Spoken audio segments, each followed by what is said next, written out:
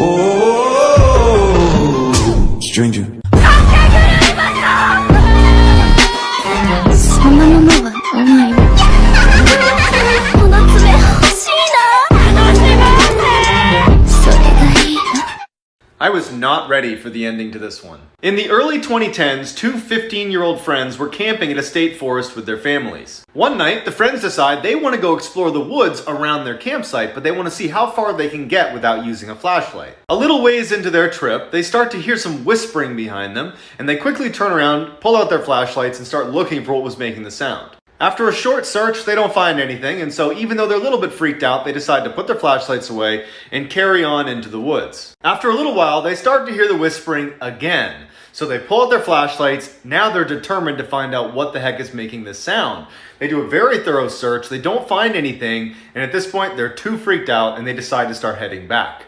As they start retracing their steps, they see what was making the sound. A woman comes out from behind a tree, crawling towards them, muttering random words. She sees them, stands up, and says, "Oh, I'm sorry. I'm looking for my campsite." They're a half-mile from the nearest campsite. When you finish this video, you're going to Google two words. In 2014, two Dutch college students were staying in Panama when they decided to take their host family's dog out for a walk. The dog returned, but the girls didn't. After 10 weeks without any leads, a local woman turned in a blue backpack that contained the girls' cell phones and their camera. Using their call log, they were able to determine that the girls would attempt to reach emergency services 77 times, all unsuccessful, starting just hours into their trip. It was also determined that 5 days after those 77 calls, somebody tried unsuccessfully several times to unlock the girls' phones. But the most distressing thing is what was found on the camera. The first set was taken on the day they left and they were totally normal. The second set was taken in the middle of the night over a week after they had left, and it showed all their belongings neatly laid out on a rock, and it showed one of the girls who appeared to be hurt. They found their remains spread out around the area where the backpack was found, and some of their bones appeared to have been bleached. There is still no official cause of death or explanation as to what happened. Most of you will be guilty of number 3. You're on vacation in Illinois and a local salamander dealer comes up to you and he says, "Hey, can I interest you in buying 76 salamanders?" And you're like, "Actually, that sounds pretty good. I can get a lot done with 76 salamanders.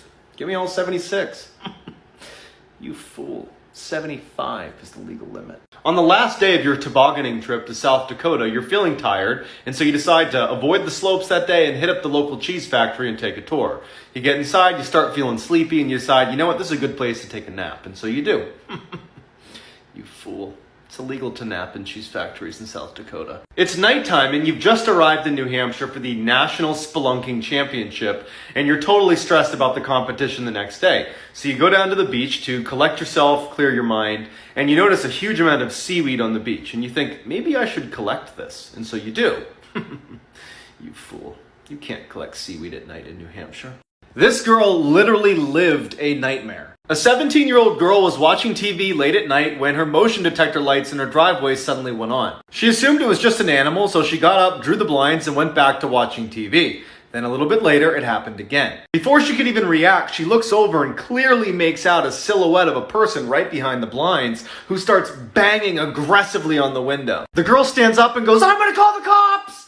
And the figure stops for just a second, sprints to the side door and starts pounding even louder on that, screaming incoherently. The girl runs to the bathroom, barricades herself inside while she waits for the police, and then her worst nightmares come true. She hears glass shatter in the other room. After a few minutes of silence, she opens her door just a crack to get a peek outside, and standing in her living room next to a broken window is some crazy old woman who looks over at her and starts sprinting toward her. The lady comes smashing into the door and starts wailing on it until the police arrive and take her away. She was a lunatic who had escaped her facility.